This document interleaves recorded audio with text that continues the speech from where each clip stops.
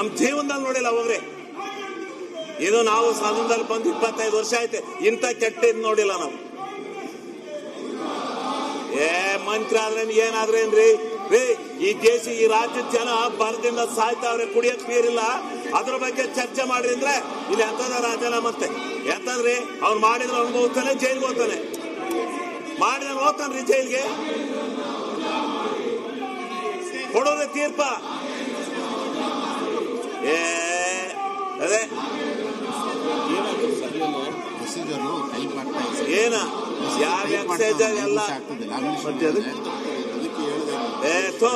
ಇದು ಮನುಷ್ಯರ ಲಕ್ಷಣ ಅಲ್ಲ ಬಿಡ್ರಿ. ಇದು ನಿಜವಾದ ವಿರೋಧ ಪಕ್ಷದ ಲಕ್ಷಣವೇ ಅಲ್ಲ. ಇದು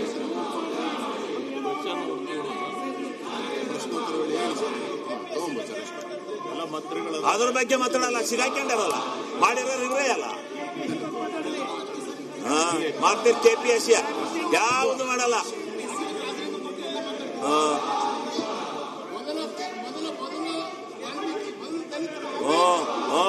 ವಾಲ್ಮೀಕಿ ಅವನು ದಲಿತ ತಗ, ಅವ ದುಡ್ಡು ರಿಕವರಿ ಆಗಿಲ್ವಾ?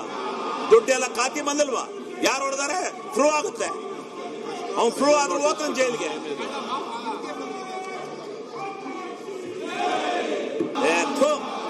ನಮ್ ಜೀವನದಲ್ಲಿ ನೋಡಿಲ್ಲ ಹೋಗ್ರಿ. ಇದು ನಾವು ಸದನದಲ್ಲಿ ಬಂದು 25 ವರ್ಷ ಆಯ್ತು, ಇಂಥ ಕೆಟ್ಟ ಇದು ನೋಡಿಲ್ಲ ನಾವು.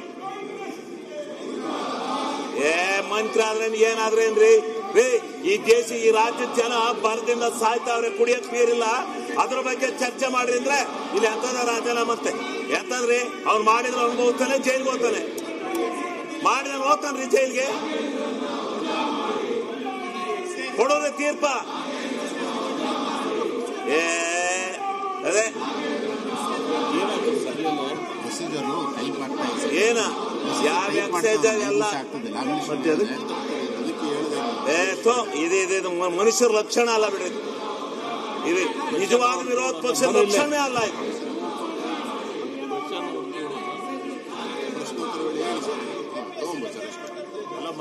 ಅದ್ರ ಬಗ್ಗೆ ಮಾತಾಡಲ್ಲ, ಸಿಗಾಕೊಂಡಾರಲ್ಲ, ಮಾಡಿರೋರು ಇವರೇ ಅಲ್ಲ.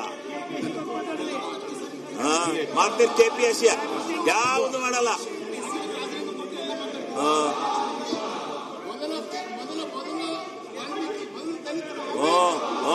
ವಾಲ್ಮೀಕಿ ಅವನು ದಲಿತ ತಗ, ಅವ ದುಡ್ಡು ರಿಕವರಿ ಆಗಿಲ್ವಾ? ದುಡ್ಡು ಎಲ್ಲ ಖಾತಿ ಬಂದಿಲ್ವಾ? ಯಾರು ಹೊಡೆದಾರೆ? ಪ್ರೂವ್ ಆಗುತ್ತೆ. ಅವ್ನು ಪ್ರೂವ್ ಆದ್ರೂ ಹೋಗ್ತಾನೆ ಜೈಲಿಗೆ.